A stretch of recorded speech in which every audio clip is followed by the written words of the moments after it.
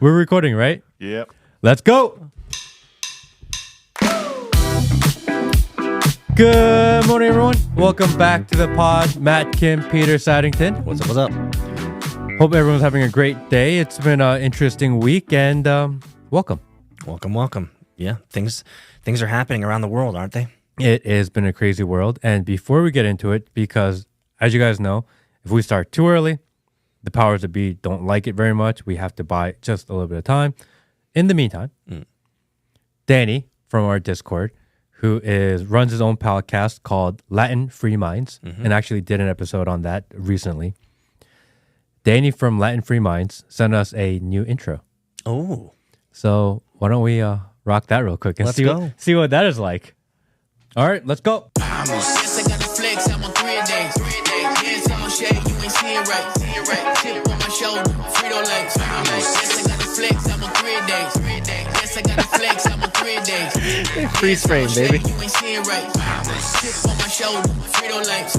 Yes, I got a flex, I'm on 3 days. Yes, I got a flex, I'm on 3 days. Yeah, I got a I look like a derp. Frito legs. Yes, all shade, you ain't seeing right. What am I doing?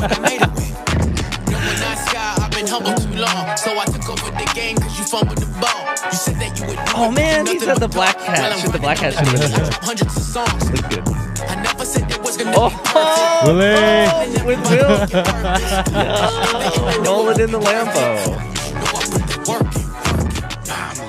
Okay. I like it. It's hype. It is hype, man. Actually, kind of hyped me up here. I like seeing I'm that. like in the mood. Like I'm ready to go. You know. That Lambo, though, man.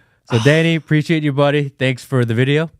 For those that don't know, and maybe we'll just chew up a little bit of time here, that Lambo was an amazing Lamborghini. It was an LP610-4, right? Yes. Not a -2. That's the 580s. And you had some pretty significant work done to it, right? It was. Tell us about it briefly. Well, it was supercharged. It was a constant. It was a project where I constantly changed it over time. Most fun car I've ever had in my life. Once that car got rear-ended by 2 McLarens. Oh, yeah, that's right. Down at, was it Tampa? In Miami. Miami? And the insurance company totaled it because the engine moved like just a little bit. Oh, that's right. And once that happened, it was never the same. The car wasn't the same. Whatever car I got to replace it was just never the same. I thought I would keep that car for the rest of my life. And that was going to be the catalyst of like this entire car collection. And once I lost that, like a part of me kind of died. Really? Yeah, it just was never the same. So let's. I just want to unpack that a little bit because I was part of that, your history, and part of that time in your life, and I've kind of felt that way. That once you're diamond in a rough of a perfect Lambo, Loved that car so much. Was kind of messed up, not by your doing, but by an accident. It kind of lost the shimmer. It lost the sheen, right, to it, and it kind of began your exit out of that community or world. Correct me if I'm wrong, but I feel like that was kind of a major catalyst for you to say, you know what, maybe this like paying all this money for this exotic car is not working out or something like that. I mean, I love that thing so much, and it became a part of who I was. And I think that's kind of what it was too. I realized that a car was becoming my identity, which I don't think that was the best thing. And then COVID hit, and then during COVID, driving around like a really super fancy car, it just felt weird to me. And then had a family, started a family, and then all of a sudden it became less important. Maybe one day in the future, I would love to get a cool car again. Although I think my next cool car would be a Corvette. Really? Yeah. The new ones? Yeah. The bang for buck. You wouldn't be wrong. I don't even care about the bang for the buck. It's just what I want. And I don't know. I'm done with like Italian cars. I'm done with German cars. You know, like I drive a Ford Explorer now, and I intentionally bought a Ford because I wanted to buy an American car. My wife is going to be buying a minivan. Really? Yes, we've already put a deposit on one, and it's going to be a Chrysler. A Chrysler? Yeah. Well, not bad. So we decided we're going to buy American cars. It feels like the right thing to do, given the economy. And the difference between an American car and a foreign car isn't that big like it used to be. You get a lot of the perks and the comforts that the foreign cars used to get. It's all there now, I think. Well, I will take a stab in the dark here. I don't think I'm basing this off of anything wrong, but I think you're definitely mature enough if you were to get back into a Lambo or a Ferrari or a McLaren as a family man now. Like, you would totally be able to handle it responsibly, right? Dude, I was in someone else's Corvette maybe a couple months ago, and I was sitting shotgun, and he was driving really fast. And for the first time in my life, I thought, fuck, I got to get home to somebody. Yeah, I can't die today. Yeah. The kids do that to you, bro. I used to have no regard for life. Yeah, kids do that to you. They anchor you to reality. And it wasn't the same anymore. It wasn't as fun. I mean, I got my heartbeat going and I was excited and it was a lot of fun. But for the first time, I was like, man, maybe we should slow down. Bro, it's interesting how having kids manifests itself in different risk situations. For me, I can tell very clearly. Once I had kids, I was like, I'm just not going on roller coasters anymore. I don't know. Maybe that was just the excuse I needed, but it was just like, this is an unnecessary risk exposure for me. Like, I don't need to be doing all this crazy stuff anymore now that I have kids. So I think in a lot of ways, kids anchor you to reality. They give you a greater purpose that ends up becoming an eternal filter for all the decisions you make, whether you think of it subconsciously or consciously or not. That child is back there, and that child needs you. So you need to live for at least 18 more years, at least. I was never a big roller coaster person. Just doesn't excite me. Because you have to wait in a long line. Yeah. Even if you have the fast pass or whatever, you still got to wait in line. I hate waiting in long lines. Makes me feel like a sheep. Just nothing about it is enjoyable. And then you get on the ride, and I know that I'm not going to die. How do you know? I know. I have no fear in getting on a roller coaster. Therefore, it loses the excitement for me. Oh, right? Okay. That little bit of the risk. It's a little bit of danger involved. It's what makes roller coasters fun. Oh. But in my mind, there's no chance I'm going to get hurt. No chance I'm going to die. So it's just going fast. So what would be another analog to that for you? Would be like skydiving? Would it be skydiving, bungee jumping, something where it feels like I have less control? You should go on a rally with some of these exotic car owners these days. They're a bunch of fucking degens. It's dude. dangerous. They are so dangerous. Yeah. Like, and I'm not going to blow up anybody's spot, but I'm part of all these other Telegram WeChat groups that are Atlanta-based exotic cars, and there's a pretty consistent stream of people getting killed doing crazy shit. When we were in that game, we were probably the most responsible car community out there. Sure. I think responsible needs an asterisk. Which, by the way, I think one of the things that I really loved is, and this is interesting because maybe I was somewhat vicariously appreciating your stance in Atlanta, but everybody knew you. Everybody knew Matt and that white Lambo with the supercharger. Like, people, when I was driving around, people would be like, where's that other guy? It's like, oh, you mean Matt? You know?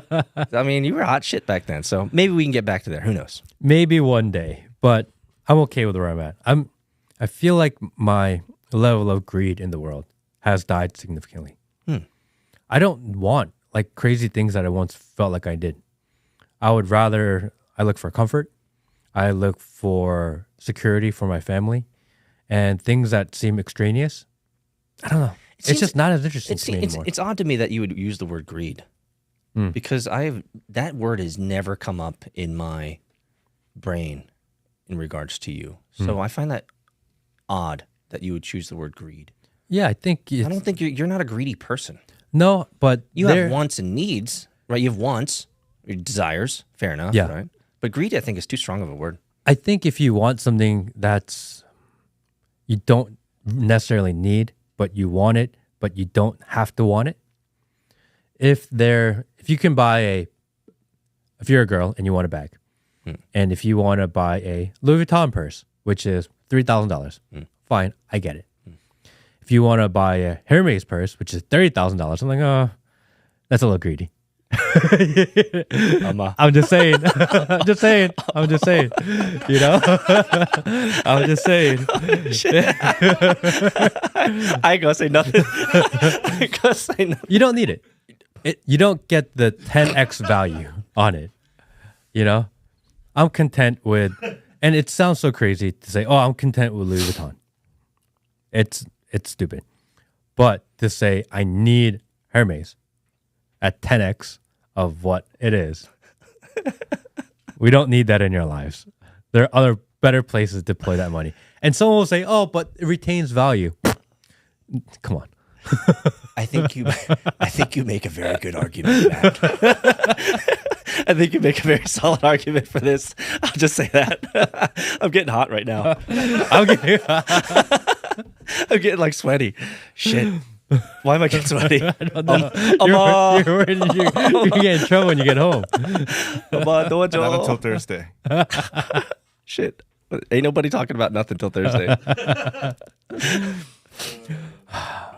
All right. How do we shift from here? Well, we're talking about greed. There's a lot of greed out there. That is true. There's a lot of greed out there. Thank you for the connection. A lot of greed in the world.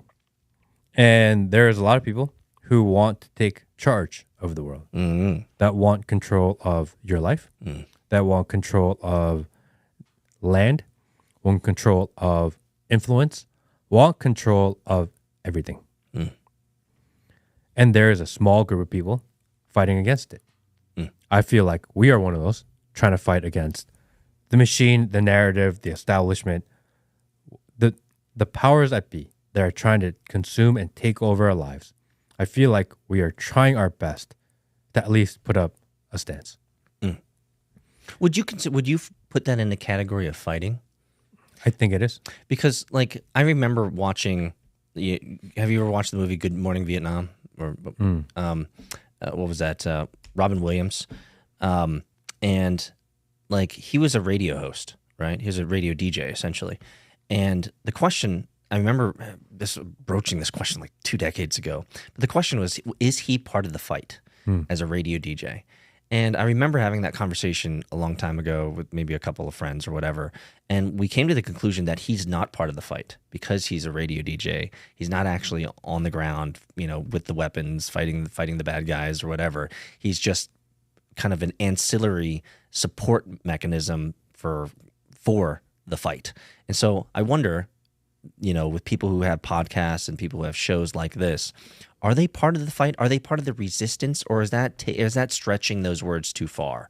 Or are we just counter examples to the core narrative that's going on? I'm curious. It's essentially at the end of the day, it's neither here nor there. But I'm curious because you use the word fight, and I don't feel like I'm ever really fighting people. I feel like in a lot of ways we're trying to inform. Is that part of the fight? Is that part of the counter-insurgents? Or are we just taking too much credit where credit's not due? Well, what is war? Historically, war is nation and armies fighting. In that scenario, we're not fighting. Fair enough. I don't think that's war anymore. War is informational. War is psychological. War is digital, not physical. It's no longer analog. The amount of people that die in war is a lot of people, but relative to what war used to be, it's very small. War is about information and control and psychological control. In today's world, absolutely. We know that data is more valuable than money. We know that influence is more valuable than the actual people. If that is true, then we are 100% fighting in a war. We are definitely, we could consider ourselves digital warriors. Correct. I think that would be fair. Digital warriors. That's literally what's going on. It's an information war, right? Who can put out more propaganda than the other side? Who can convince the minds and the hearts of the general populace better than the other side? And whoever does that better is technically either winning or losing a war. Well, because we are addressing the masses. So to have more of the masses on your side, I don't think I would put us in the category of propagandists for sure. I like the model that we're free thinkers. Yeah. And that we're communicating ideas that are out there in the world, and we are hoping people will listen in and will create and resolve their own issues and come up with their own conclusions. If the idea that war is not between countries, but that war is between the establishment, people in charge, and the people fighting the control, then we are by promoting the idea of free thinking, we are actively at the front line of a war. It's really interesting because if we look at classical war, if we look at it from an overly simplistic lens, it would be there's a guy generally, who is upset or wants power or wants something. And so he gets his minions, his underlings, to fight for him versus some other person. So very hand-to-hand, very analog, very in person. In today's world, you're not wrong. Today's world is an information warfare, psychological warfare. It's all media war, right? And so the question I want to posit here is, I would take a gander and say that not a single person on the face of this planet, if you were to pin them to a wall, sit them down, in a comfortable spot, and you're to say, do you think war is good? I bet 99 out of 100 people absolutely would say, hell no, I would never want to go to war. Because I think in a lot of ways we're still thinking about the old model, like fighting and killing people. Yes, we're fighting and killing people today, but the vast majority of war today is not on the ground, right? It's in the air. It's in the mind. And so I wonder if you were to qualify that and say, is war good today? Not the physical war, but let's just think about the informational war, the psychological war. Is that something that we should be fighting? I bet that number would decrease the amount of people that would say, you know what, it's actually worth doing. I think 99 out of 100 people would say, no, I would never want to go to war and shoot somebody. Peace, fair enough. But I bet you'd probably maybe find 20 out of 100 that say, you know what, I'd be okay with being a propagandist. I'd be okay with being part of the informational warfare. I mean, is physical war even necessary anymore? Because classical war, you are fighting against unknowns. You don't know what's on the other side of the border. You don't know what kind of community and what kind of society you're going up against. And in order to figure it out, you have a border and you fight against it to see who wins. We know now what's on the other side. We know what's in the entire world. We have access to everything. So we're no longer fighting unknowns. If you and I were at war, instead of fighting, we could talk. We don't have to go on a boat ride and travel across the world, risk our lives. Yep. We don't have to do that anymore. Right. We can FaceTime.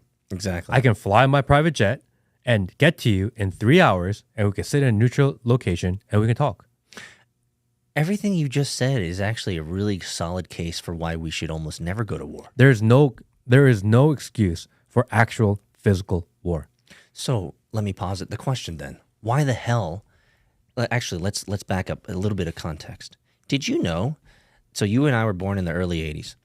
So did you know since the early 80s that we, America, have been in over 15 wars since 1980? Did you know that?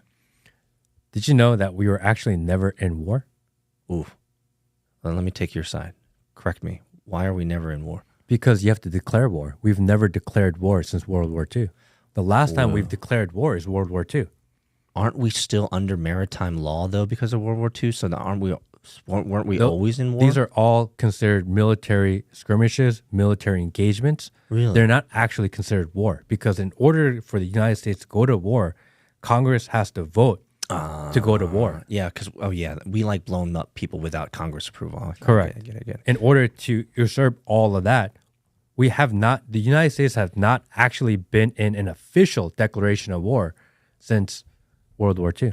But we We just call them wars because it makes a sexier headline. Okay, you're teaching me something here. So, did we not create the war on terror? Like, it's not an actual war. It's just a nice name. You have to call it war. If you're going to spend a bunch of money and you're going to throw a bunch of bombs, you have to call it war. I want to go through this list just as context. And these maybe not wars, skirmishes, us just doing American imperialism bullshit per usual. But 1983, we had Grenada. 1989, the U.S. invasion of Panama. I'd forgotten about that one. 1990 to 1992, the Persian Gulf War. 95 to 96, Bosnia and Herzegovina. You remember that.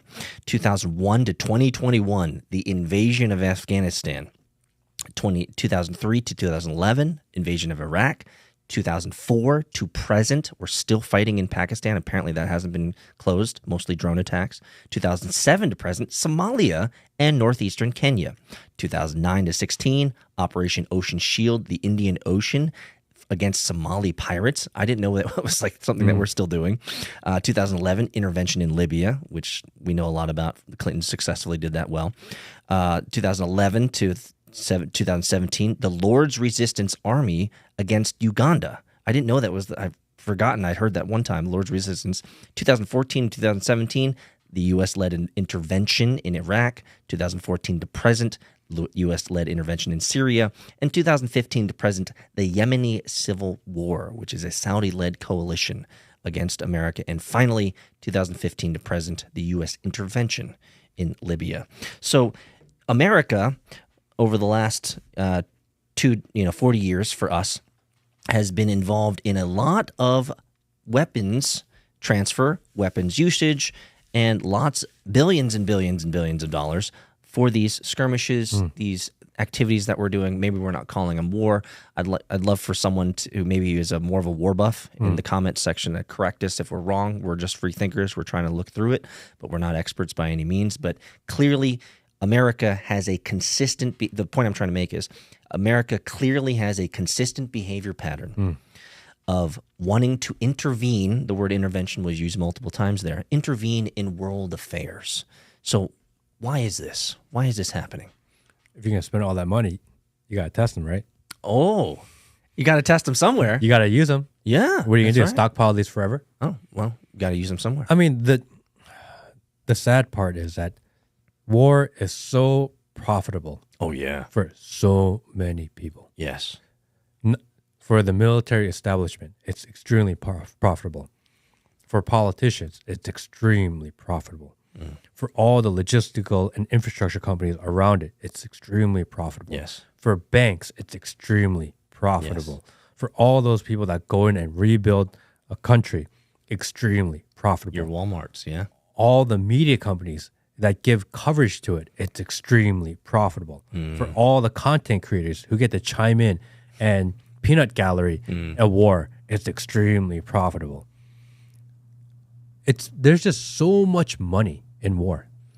And so because there is such a monetary incentive from the entire apparatus, you're talking about infrastructure, operations, banks, business, government, military, civilians, right?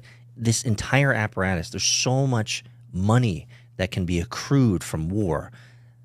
If you put it that way, you almost make a case for why wars will continue to be endless because the powers that be who profit so ridiculously from these wars will always want war to happen, is what you're saying. But it's not necessary. Because we have the ability to jump out a plane and talk to each other. Or even Zoom chat, right? We have with satellites, the Chinese listening. We have drones, we have everything possible in existence to not have to physically stand there shoulder to shoulder and shoot at each other. It all exists. So all this talk about war, I'm going to take us into this. There's a president of a small country that just this week declared war. So what are we to make of this?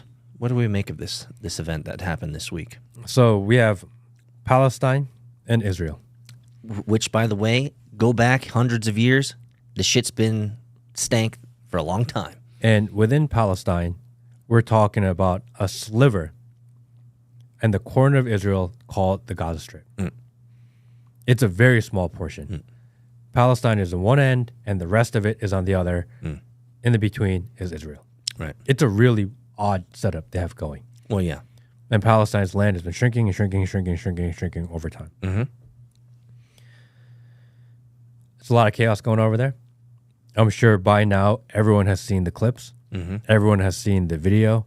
Everyone has seen countless video. Yeah. It's actually, we talked about this offline before the podcast started, but I saw so much carnage on X, Twitter, that I actually thought about shutting off Twitter for a period of time. And it's not because I don't enjoy trolling Twitter or participating in X. It's just the amount of dead bodies and blood that I'm not a squeamish person. It was just the absolute inundation of all of this. It was almost too much over the last 10, 16, 20 hours or so. It's just like and actually, interestingly enough, piqued my brain about, like, why didn't I see all this stuff about Ukraine? Yeah. And so, guys, we're not picking any sides here. We're just talking about what we're observing here. over the last 24 hours, I have seen more dead bodies and bloody, things that are happening than in 24 hours than I've seen in a couple years of this Ukraine war that's been going on. So it makes me question, and that's what we are here as free thinkers to do, is constantly question the narrative. It makes me question what is the real agenda here, because it seems like there's a lot more high fidelity media support for the Israel-Palestine conflict than clearly the Ukraine-Russia conflict, in which we have sent hundreds of billions of dollars to. So what's the difference here? And this is everyone's taking a side. Well, I think it's a very highly emotional side. Why is that? Why do you think it's emotional? I don't know. I mean, I understand that it's so much history. A lot of people that are extremely emotional about this are neither Israeli, Jewish, Muslim, or Palestine. They're neither. But yet they're willing to die on this hill. They have no idea. They have no cultural reference. They have no historical reference. But whatever their matrix is, it's fed them. And it fed them videos from whichever side, because there are videos on both sides. Yeah. If you say, I've only seen the videos of Israelis getting killed, you haven't seen the other side. Yeah. If you say, I've only seen videos of Palestine getting killed, you haven't seen the other side. There are equally as much footage out there of both sides. It's war. It's war. People die on both sides. That's kind of how it works. But depending on where your matrix wants you to believe and how you want to be angered, you've been showed one side only.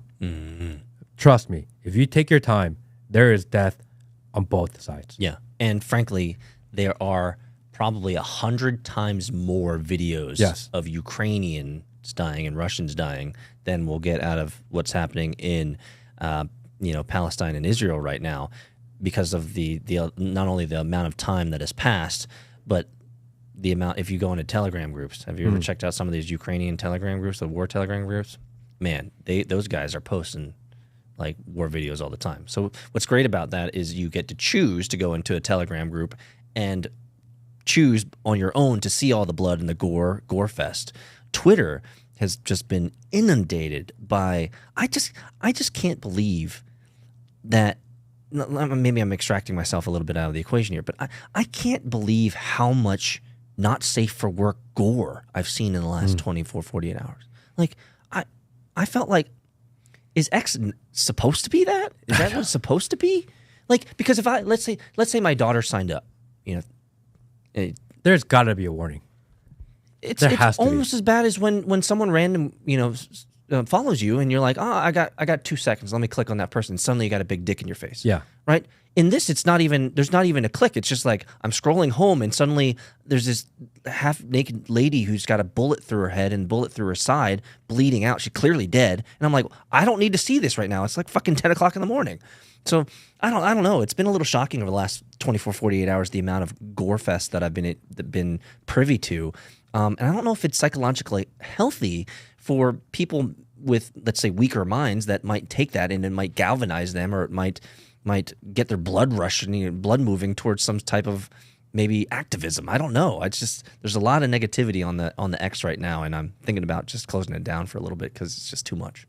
And if you want us to pick a side, I don't think we're going to do that. We are not picking sides. Let's make that abundantly clear. I don't think we have enough information on either side. If you want to have a honest conversation about war, the repercussions of war, and the war going on right now, and it's not technically a war we're in, but looks like we're going to be in. If you want to have an honest kind of overview discussion about it, you have to be willing to take a little bit of the emotion out of it. Oh, yeah. So if you're going to get really upset, I can't believe you sided with this, or I can't believe you sided with this, or I can't believe you're not siding with either, shut up.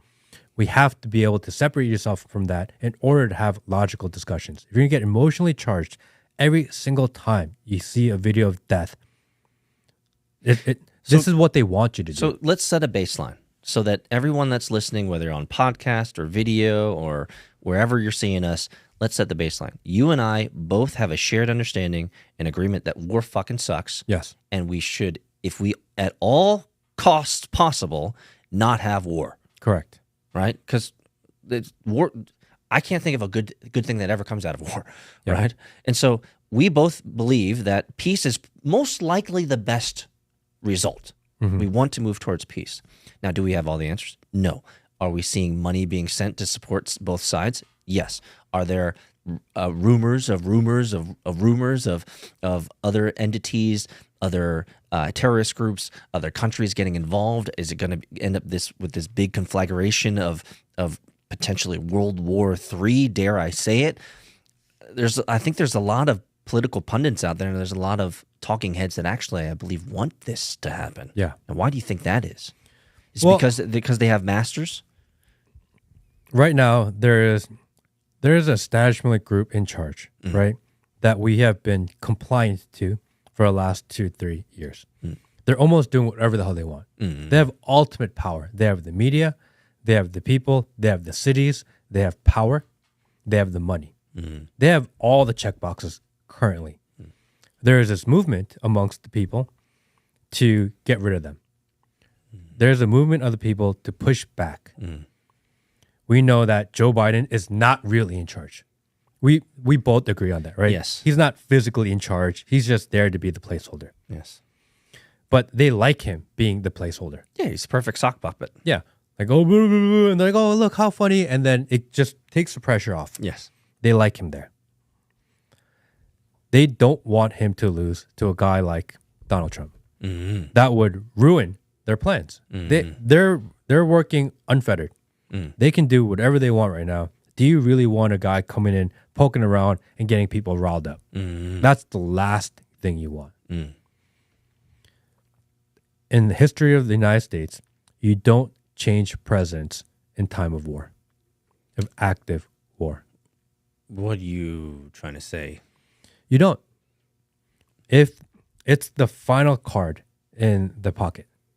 I see where you're going with this. If things look like he's unpopular, if people are starting to rebel, if people are starting to become uncompliant, if people are starting to push back, if people are starting to notice the irregularities of the world, the coincidences of the world, what do? What's your final play? Your final play is always war. We've never had to push that far before. Wow. But now we're at a point where, shit, what do we do? So they're waking up. How do we put them back to sleep? I know. Show them all the footage. Show them all the carnage. Oh, look how bad they are. You have to react. You have to be angry. They're stealing girls. They're stealing children. Look, they're raping people in the open. Can't you see how bad they are? We have to join together, and we have to fight this war. Because if you don't, you're a bad person for not supporting it. That's where we are today. Interesting. So if I were to unpack what you said, there's two things that come to mind. Number one, they must keep the bread and circuses going, and war is a great solution for that. It's the ultimate that solution. just takes up the airways. It just becomes the elephant in the room that we all have to talk about. The second thing that was intriguing to me is your statement about that we cannot, and it's not opportune to change the president in time of war. And so it might sound like you are saying that this is going to be the way for Biden to be locked into a second term. But that's crazy, though. The guy's going to die. I've said it before. He's going to die. I've said it before, this whole Middle East thing, that if all else fails and the anti-establishment group picks up too much steam, that we are going to go into an active war. And the reason for that is because you don't change president, you don't change leadership during an active war. There's no way I knew this would happen. I've said that 100 times. I've heard you say it before. Yeah. Various places. And then I'm seeing what's going on. And the amount of footage shoved down our throats, pushed in your eyes. And it's not just one side. They want you to be bad at both sides. I'm seeing both sides. People are so upset. I made a small clip about it, and I tried to stay out of a side and flooded with message. You have to be more empathetic for blank. Yeah. You have to understand blank. Yeah, pick your poison. Pick your poison. Both sides. Yeah, you're fucked if you do, you're fucked if you don't. Why do we have to? I'm neither. We don't have a huge interest there. You and I don't. I don't understand. But they're requiring everyone to do it. And look at all. How is there so much footage on this? That is the shocking thing to me, is that X is now becoming this toxic place just in the last 24 hours for me, where I remember telling my wife last night, I was like, I just saw like a dead body. Like, Yeah. like let's be honest. If you and I were, let's go back 30 years. We're hanging out in the 90s, we're in high school, whatever. And like you pick up your phone, the last thing that you would ever imagine is seeing a real dead body with blood coming out of it of maybe a early 20-year-old girl. Like, this is not right. And like, there should be a not safe for work label or something. And it's not just the picture of the girl. Somehow they have pictures of her from before. They have pictures from her from the festival. They have pictures. How do they have like a year's worth of social media content from a war zone within less than 24 hours? So fast. They actually have the. I'm not making light of this, guys. Just understand. I got an autistic, fucked up brain sometimes. Okay, but they literally had her entire sizzle reel. Yeah, they like had the trailer her of her life video. They had her pictures. They had her at the festival. They have her before the festival. How is there so much footage on a random person? Like, how do they even identify someone so fast? It's supposed to be chaos. Yeah. How do they have this information? Yeah. So yeah, oof. It doesn't make sense to me at all. They don't notice. If you're on the Israeli side, Mossad doesn't notice that there are missiles coming, that there are paragliders coming, that they don't understand, and they wait like an hour to react. They can't react to this in an hour, but yet they can have all of our social media in less than an hour. How does that make any sense? So let me back up a step. It is absolutely and fundamentally clear, because there is historical, clear-cut evidence that the American government has experimented on its own population every single decade since the 1940s, 50s, and 60s. They have also created false flags. Now, if you don't know what false flags are when our own government creates a situation that is explosive, that the politicians and the populace react to, and just like the Bay of Pigs, and just like the Gulf of Tonkin in Vietnam, that we blew up our own warship so that we could get into Vietnam, as an example. Right? We wanted to, with the Bay of Pigs, have our own Americans slaughtered around Cuba so that we can get into the Cuban Missile Crisis War. So this is well documented.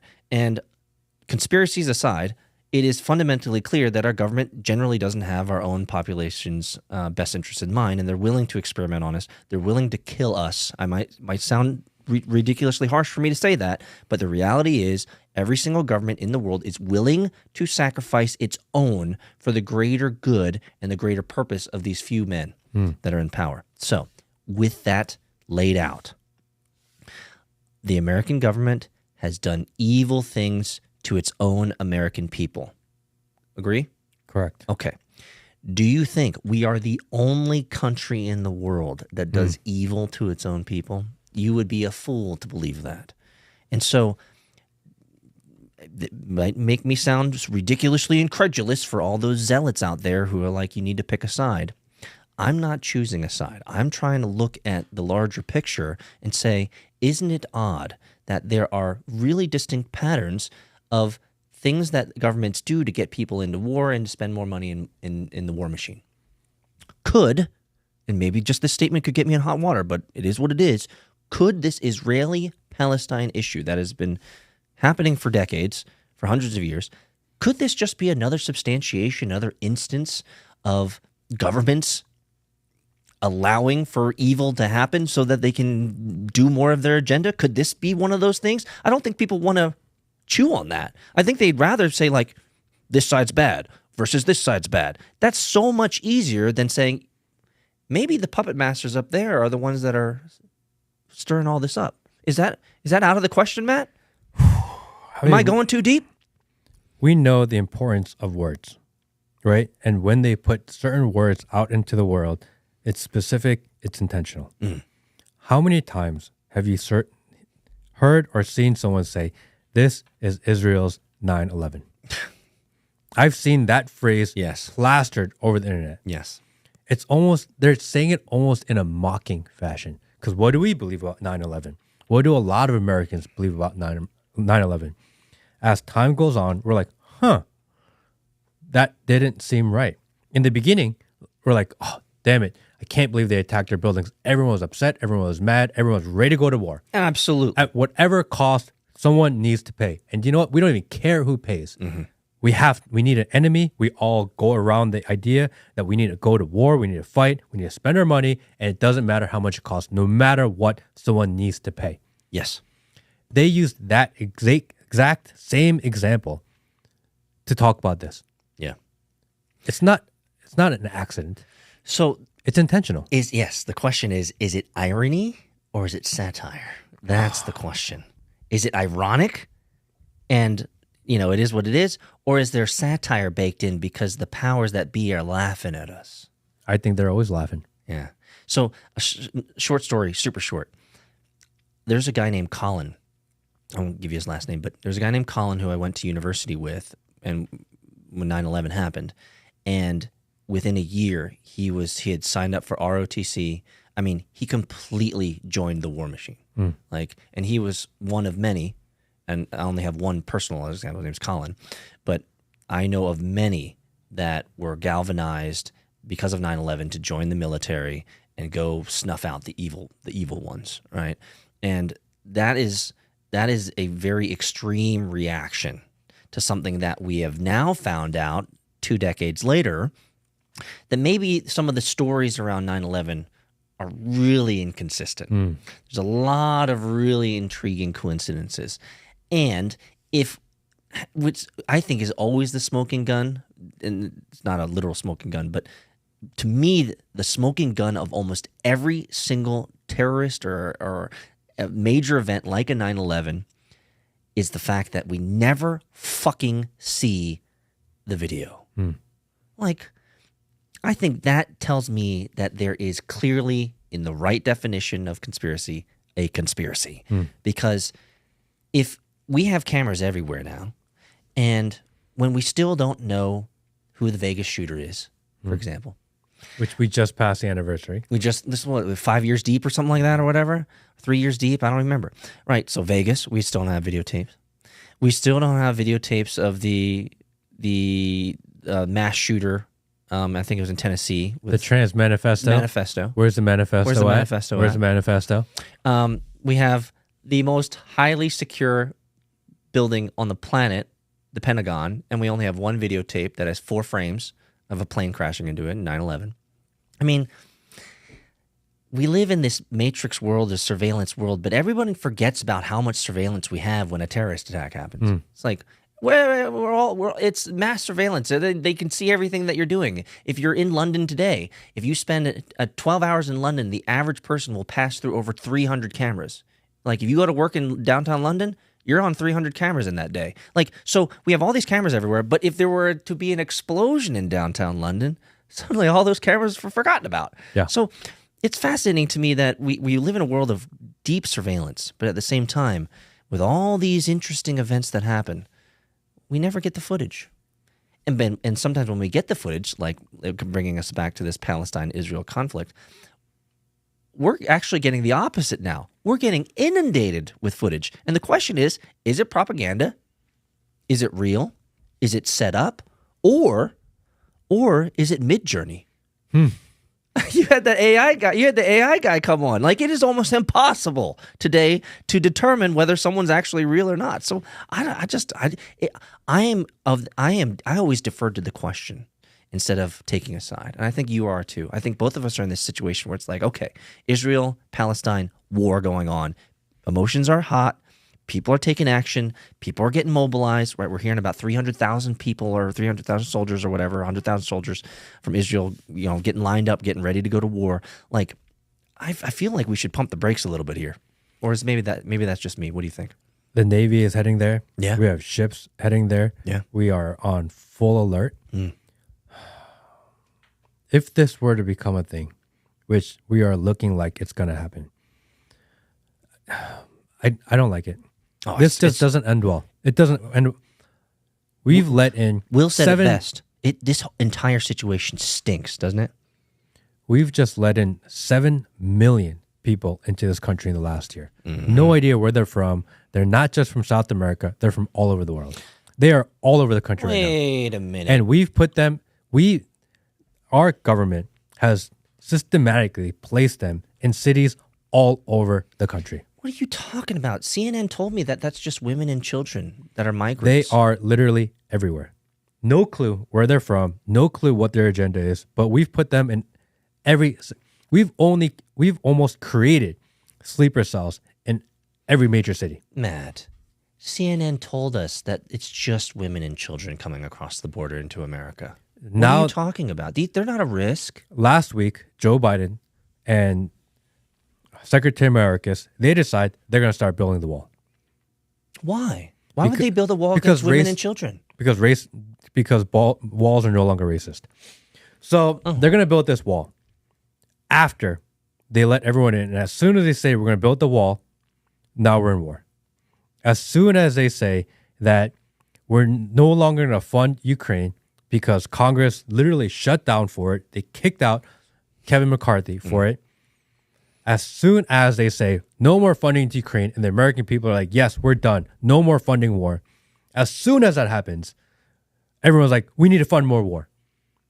How did they convince the people and the entire American populace that war is bad and we need more war? Man, just sounds like more of the same, Matt.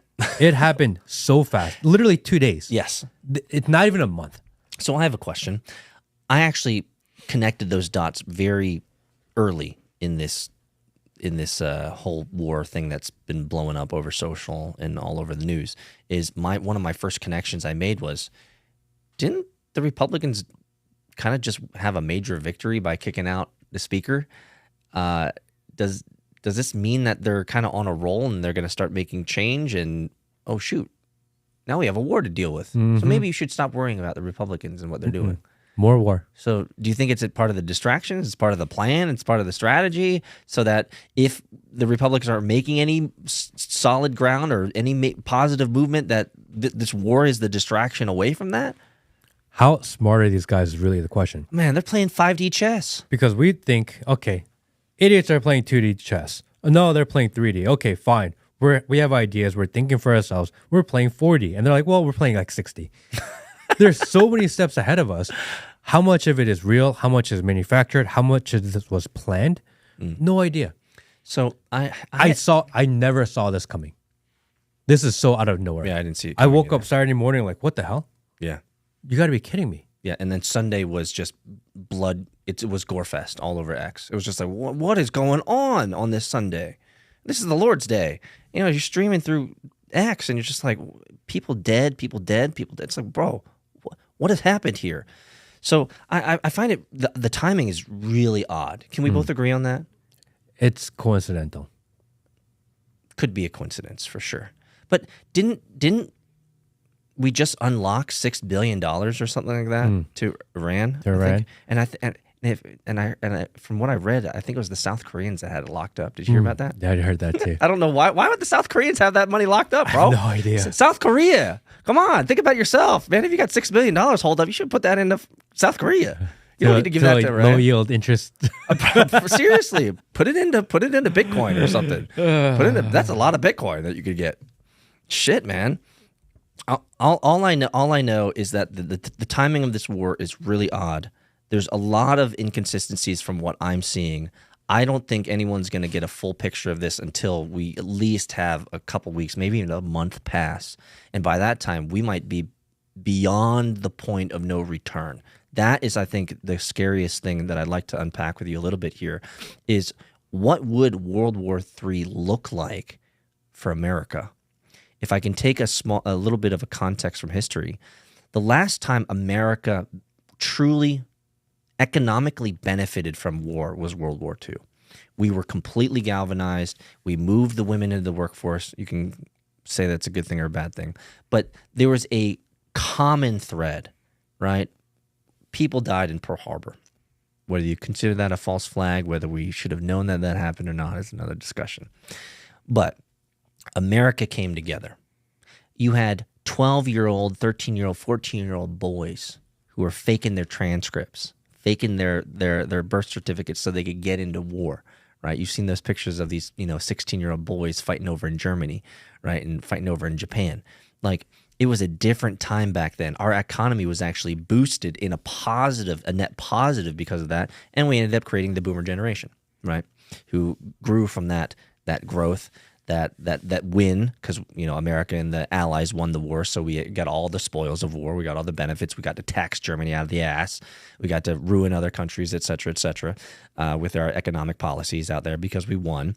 But that was really the last time that the America as a whole benefited from war. Ever since World War II, starting with the Korean War in the 50 to 53, and then moving past that, America really hasn't benefited from war anymore. So it is always a curious thing to me whenever we have all these activists and all this media pushing, and even just the general populace who wants to support this idea, in which at the end of the day, does a war in Ukraine and Russia, does a war in Israel and Palestine, does it help you put bread on the table? Does it help your life? Does it make your life better? So I want to kind of pivot off that. Okay. We started this with the idea that war is not physical. That's digital. That's of people's minds.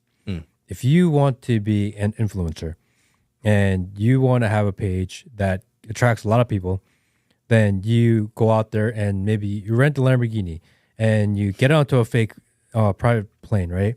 And you take some pictures to make it look really famous and rich and popular. You do all this stuff, right? Because that's how you grow your following. That's how you get the eyes and ears. But that's not really what you're doing. What you're doing is once you get back, it's about, okay, the metrics, the numbers, the people. How do I get more followers? How do I engage them? How do I create content and create a package so that they buy more stuff and bring my value up by creating more deals with sponsors? That's what a real influencer does. The rest of it is just for show. You have to do that. It's the presentation layer. Yeah.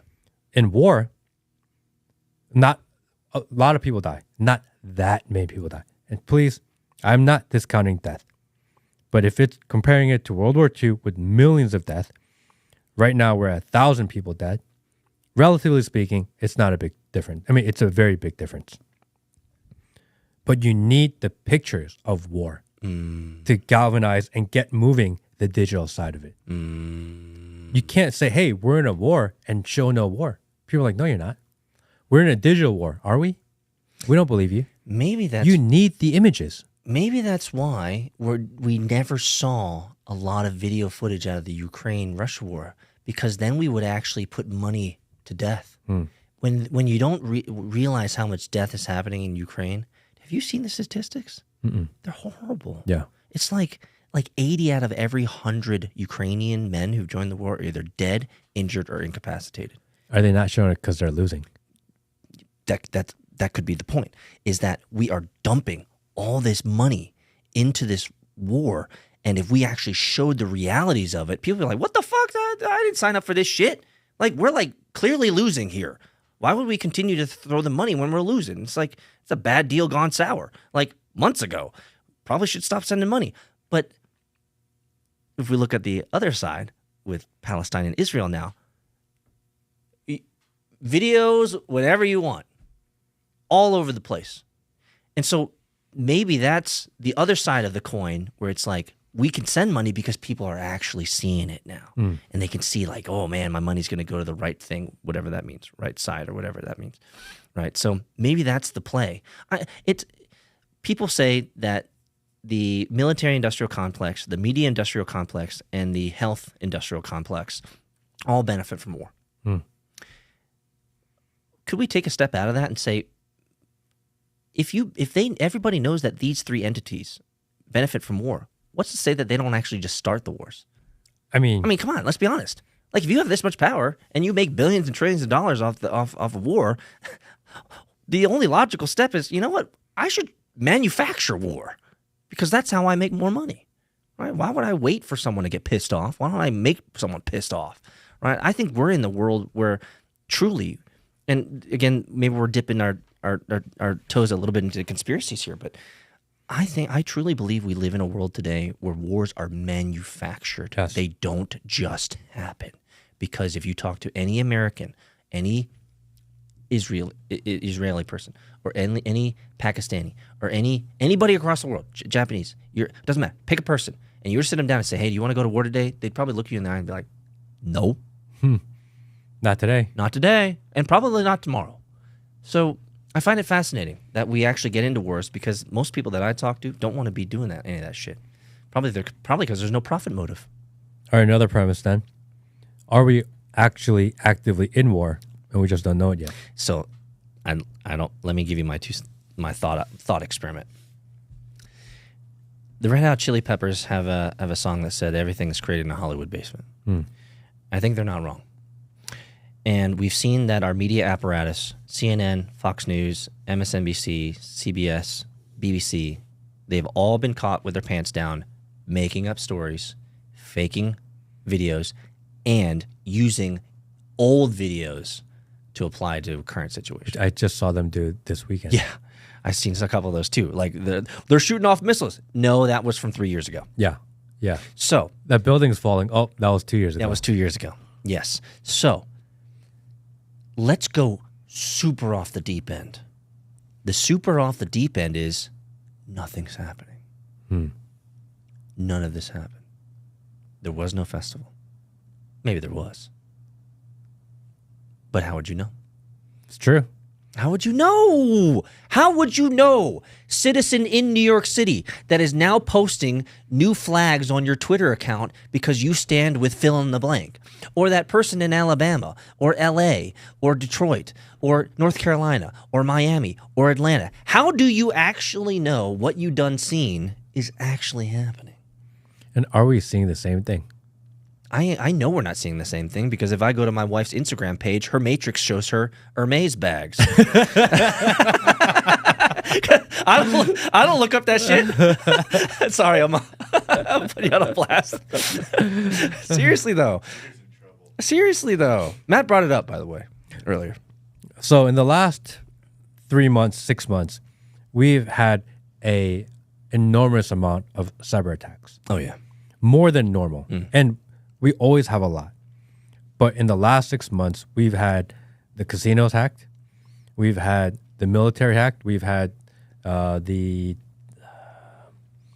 going to say the hospitals have been attacked. Multiple hospitals, I was about to say, and multiple utility companies. Yes. Insurance companies.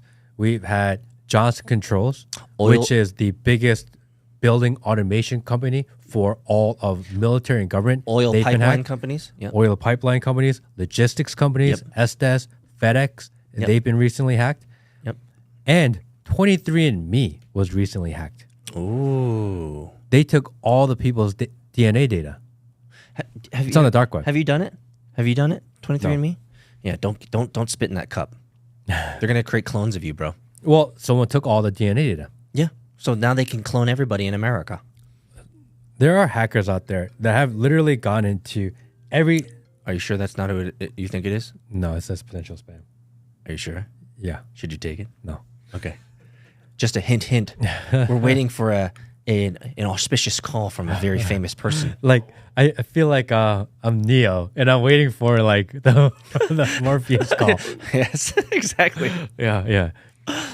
23andMe was hacked. Literally every facet of our lives with the most amount of relevant data, we've lost it in the last 6 months. I would actually go even farther, and I would say that every single aspect of privacy-related information and data that you've given to healthcare agencies, insurance companies, utility companies, it's not going to sound great, but I'm telling you right now, your shit's compromised. Your shit's compromised. All of it. Your shit's compromised. I mean, remember a couple years ago, we had Equifax. Yeah.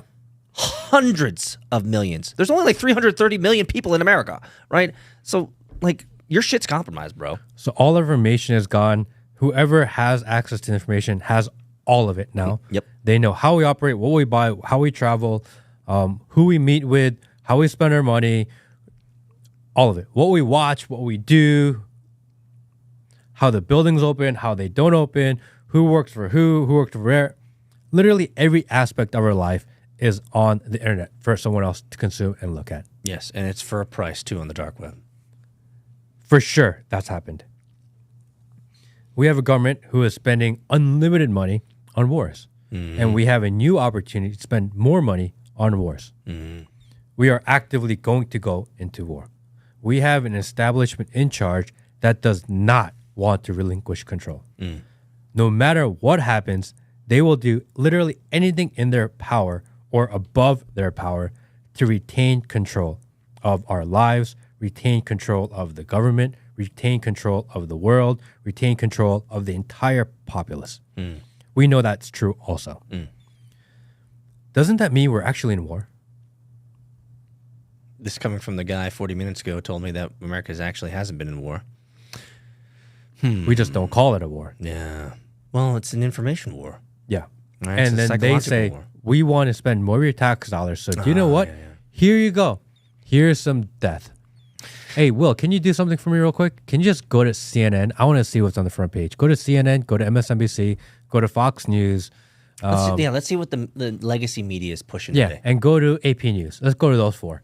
So while you're pulling those up, Will, that's interesting. We could. If you're in a war, if you were in 1920s and you're in the middle of World War II and you lived in the countryside and you didn't have access That's to people. World War One. World War One. Did you know you were in war? No. It was just happening around you. You didn't know. When you're at war, not everyone knows you're in war. Yeah. Did you hear? Have you seen the story about the Japanese guys, the regiment That still think they're in war. that thought they were in war for like 40 years? Yeah. And they lived off the grid. Yeah. Okay. Israel pounds Gaza as Hamas threatens hostages. Okay. So Okay, next. blood, death, destruction, Blood, death, mother destruction. killed. Okay. MSNBC. Hamas threatens to execute hostages. Israel orders full siege of Gaza. Okay, Netanyahu's War. Next. Fox News. War. Hamas threatens. Next. War.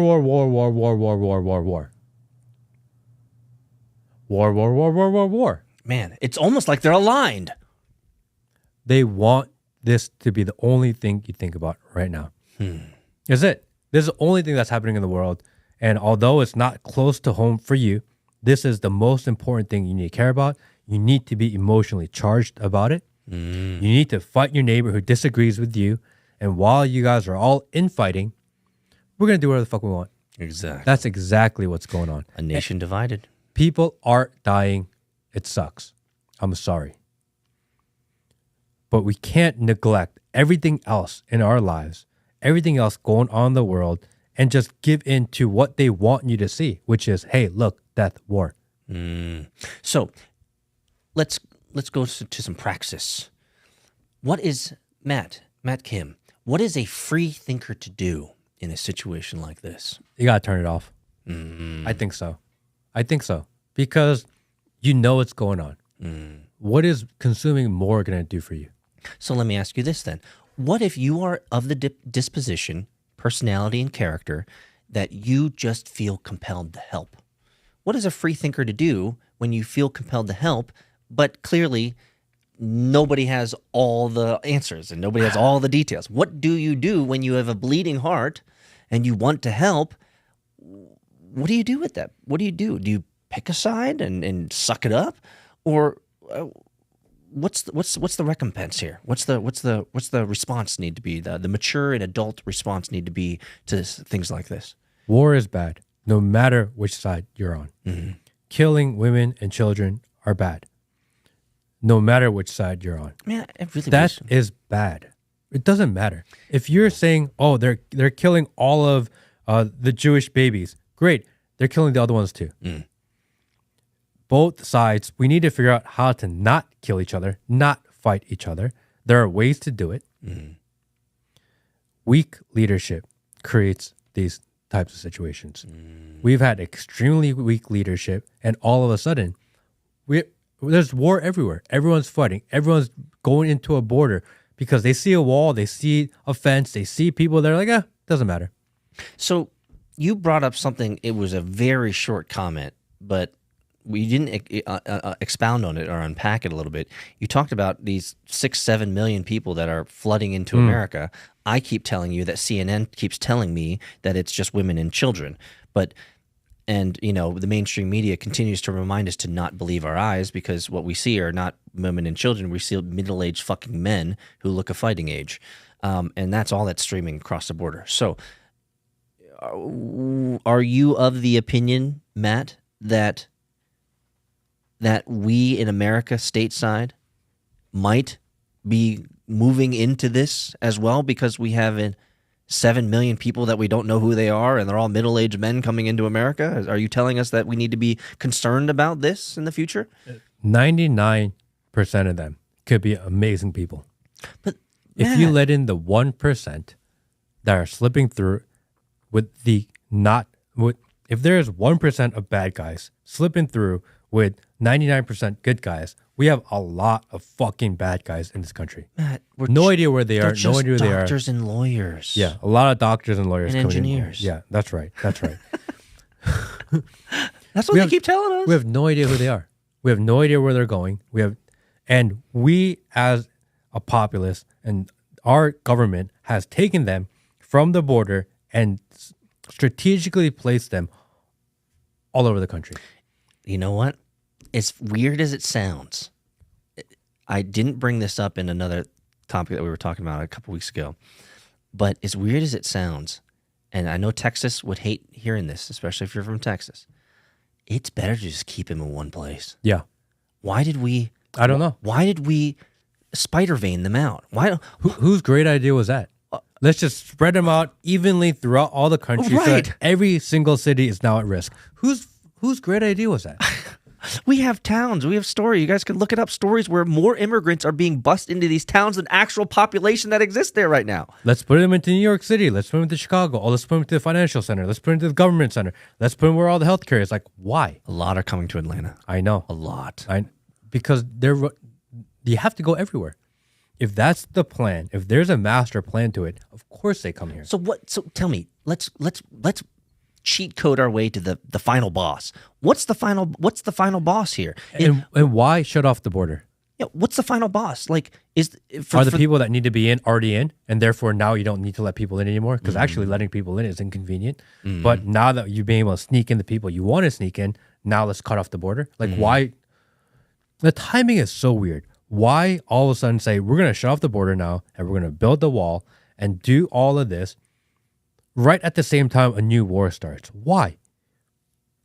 Why is everything happening at the same time? Why is the Speaker of the House gone? Why are there a small group of people saying we're not going to fund Ukraine anymore? Man. And then all of a sudden we're going to shut down the border, which is contrary to 1,000,000% of what they've been saying this entire time, that the border wall is racist. Now they're going to build a racist wall. And then all of a sudden, we're in probably the most polarizing war that we could possibly potentially ever thought of. No war in this country would have been more polarizing and get people more emotionally charged than an Israel war. And we're only like 72 hours into it too. Correct. I mean, it's only going to get worse. This is the beginning of it. And they could have chosen another war. They could have done China, Taiwan. I think they realized American people don't really care that much, which is unfortunate. But they look the same. They're the same people, right? They could have chosen a million other wars to start. They could have, piggybacked on Armenia and Azerbaijan. They could have done that, but it's not that interesting. They try to do Ukraine and Russia, but they're like, oh, do you know what? Ukraine and Russia, they're kind of the same people, so this is not hitting home like we thought. After a year and a half of saying Russia, Russia, Russia, Ukraine, Russia, Ukraine, Russia, people are like, oh, we're done. Like, maybe they're too similar of people, because they are. Let's pick the most polarizing topic and the most polarizing conflict we can possibly think of. Which is it? Israel-Palestine. Of course. Because of the religious implications, the historical centuries of bad blood that has been built up over cultures that span the globe. I mean, every country has a Muslim or Jewish community or contingency. And so the entire globe is up in arms right now. Whether you're on one side or the other, it doesn't matter, but everyone's up in arms, so you're not wrong. The Palestine, the Israel conflict, this is the fire starter. This is the fire starter. So I go back to my question that I asked. If this is the beginning, if this is the inception, if this is the genesis of World War III, What is America's position in this? What do you think? How are we going to deal with this? Because we can send money because we're really good at sending all of our taxpayer money to other places except our own roads. Is that going to be all that we're going to be doing? Or are we actually going to be sending real people, like real Americans over there? What do you think? What do you think is going to be the end game here? We have to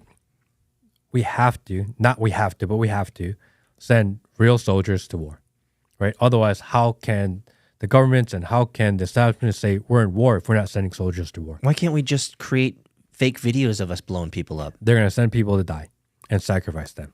Oh, they have to. Oh, it's because it's part of the ritual. Part of the ritual. Yeah. Part of you actually need the videos. It's not good enough to take a picture in front of a Lambo. You have to go rent one and drive it. Right? So that part is going to happen if we're in World War III. There's going to be a little bit of destruction within this country. Random buildings that are very opportune will get blown up. Why? Because we've seen that happen before. United States in a very unique situation where you don't need the rest of the world to survive. There are enough resources within this country to make it. There are also so many guns amongst regular people that no other country wants to invade the country and take it over. It's not worth the headache. America, average household, 3.7 guns. Those guns that they're trying to take from you are what is keeping people out. Let's go. What country wants to come in and try to potentially invade and take over this country? Nobody. It's not worth it. How are you going to cover so much surface area, so much land, through the mountains, through the swamps, through the forest, where everyone has guns? It's not worth it. No one's coming in here. Completely agree. The only situation will be a few sporadic attacks just to make it so that you can feed the media machine on both sides. You went from 0 to fucking 9,000 on that. Yeah. I was saying, how is America's involvement in this Israeli-Palestine conflict going to look like? And you went immediately to World War III. Our own, World War III. And you immediately went to our own cities are going to be bombed. I don't know. How did you get? What is that? Because of all the? Oh, that's a connection between all of the middle-aged men that are streaming across our border. Is that what you're saying? Or are we being bombed right now and it's just cyber? Well, we do know. We are getting smashed in the face all the time by hackers. If the premise is that it's not real, it's not actual physical war, and that's a digital and psychological war, and the idea that information is more valuable than actual human life, then maybe we are at war. And they are going after the strongholds, going after our logistics system. Now they know exactly all the information that we have there, going after our DNA, going after our gambling habits. Not gambling habits they're after everyone's financial habits. Financial habits, yeah. If one made a case that says we are at war and the war is actually a cyber war and not a physical war, I'd find a hard time arguing against that. We are. If you were to say that, are we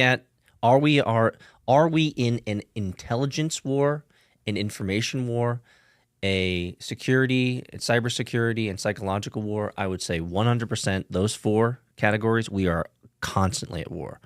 Let's be intellectually honest. Hearken that we forget so quickly. We just went through the most egregious and global spanning psychological war that we have ever had on right? This COVID, the masks, all of that, the vaccine, all of that was the greatest psychological experiment that has ever been perpetrated at a global scale. And it might be telling about my position in this. I think Nuremberg trials number 2.0 need to get quick, because there are a lot of doctors, a lot of the government officials who fucking just lied to us straight to our face, and they need to pay up. I wish I had a happy ending for this. I wish we had a conclusion. I don't think there is. I think it's open-ended, that we have no idea what our future holds. We have no idea. And we're recording this on a Monday night for a Thursday. By the time this episode comes out on Thursday morning, everything could have changed. Yeah, probably. We have no idea. Probably. This happened so fast. Yeah. We're only like 48 hours in. It's crazy. Might have to release this tomorrow. Maybe. So it's actually relatively connected to what's going on. Because, yeah, I mean, we're like 48 hours. It happened started on Saturday. Yeah. Right? Our time, Sunday their time. So it's Monday. So 3 more days till Thursday. I mean, that's almost like twice as long as what a lot of shit will happen. I think we keep an eye on this for the next few days, and if we need to, we'll come back in a few days. Yeah, actually, this could be an opportunity for us to come back maybe on Thursday and run another one and just say, hey, we loaded. Hopefully, we're wrong. I hope we're wrong. Hopefully, we're wrong about all of it, and by Thursday, everyone's like, "We're sorry, we figured this out. We're all going home." Lord, I hope so. That would be amazing. I think that is the positive way to end today's podcast. It's heavy. This is heavy stuff. Yeah, and there's almost no solution to it. And that's the hard part of it, because I like to finish episodes with a solution or a thought. A resolution, yeah. But this episode, it's just ending just like this. Stay positive, stay frosty out there. You don't know what you're being fed. Have a good day, everybody.